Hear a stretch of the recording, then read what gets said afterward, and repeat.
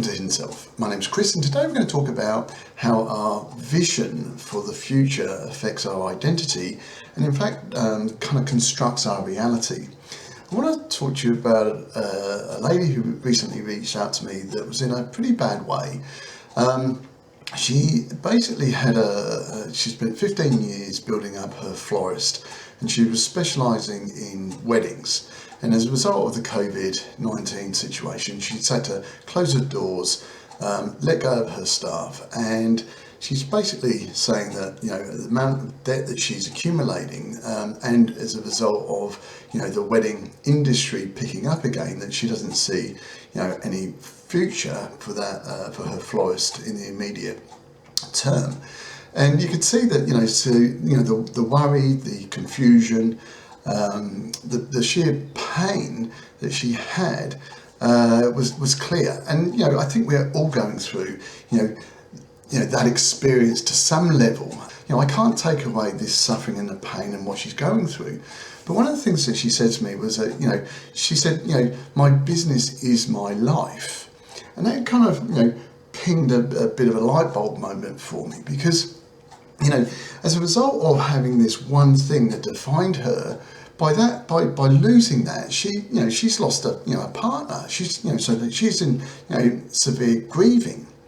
So I kind of got thinking, really when I start to think about, as we start to look at our vision, look at our goals, there's kind of only three types of visions that we create. And what I mean by that is that we can have a very defined vision. Let's say I want to be, the 100-meter champion at school, or I want to, become a nurse or a doctor, or, achieve a certain qualification. Well, let's say take the running race. Well, I have to have a training program.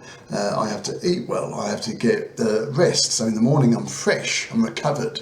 So these building blocks, these foundations to allow me to develop and build and improve are very defined steps. And they're kind of linear. And as a result of, competing, I might come fourth in 1 week, then second. And, as a result of my improvements, hopefully I'll achieve the outcome that I've kind of visioned. So that's a kind of, those foundational steps create a reality that we believe in, and it gives us purpose to follow each of those steps. The second kind of vision that we have is a partially defined vision. Now, what do I mean by that is that there are certain building blocks or certain foundational stones that we have to put in place, but then there's kind of faith-based steps. So in the case of Sarah, the florist, she, had a marketing foundations. She had her, the ability to have beautiful arrangements that people found, really, really amazing. And so she then had, a feedback loop regarding, how she had her customer contacts, and she would keep in contact with her previous customers. And, so she had these very fundamental processes, but also she's gone into business having a certain amount of faith that, another florist doesn't open up, across the road. And the fact that the wedding ceremony hall that she was catering for wouldn't close down, or, COVID-19 wouldn't happen. So these unknown, or these factors outside her control, she had faith that, her building blocks would get her through some of these unknown situations.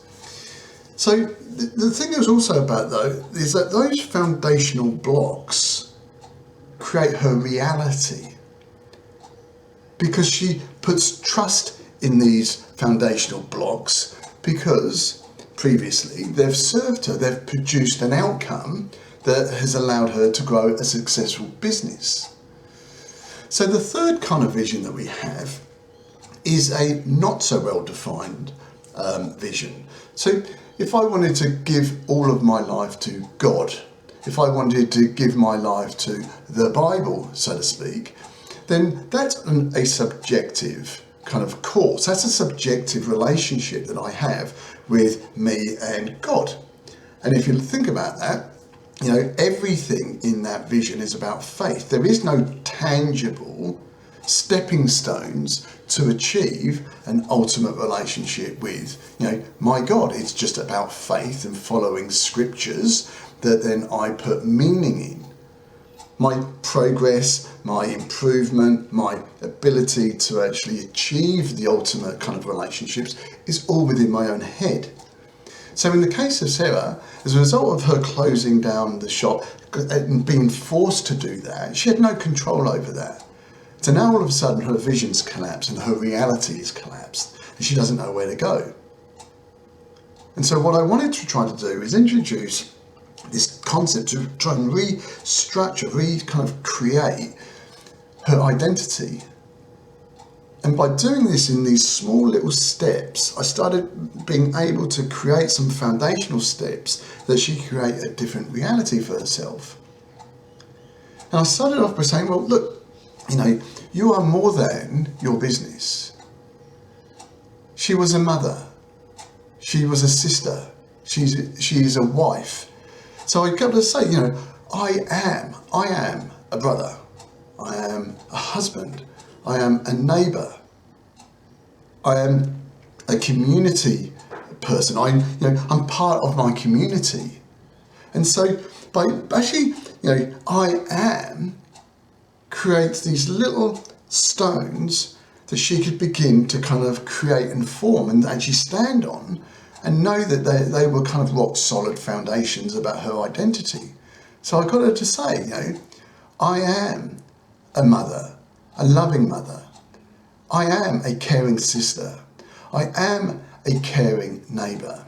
I am a caring community leader.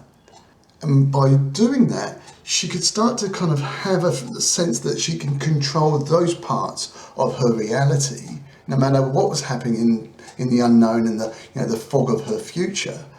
But at least that started to reduce the suffering that she was experiencing.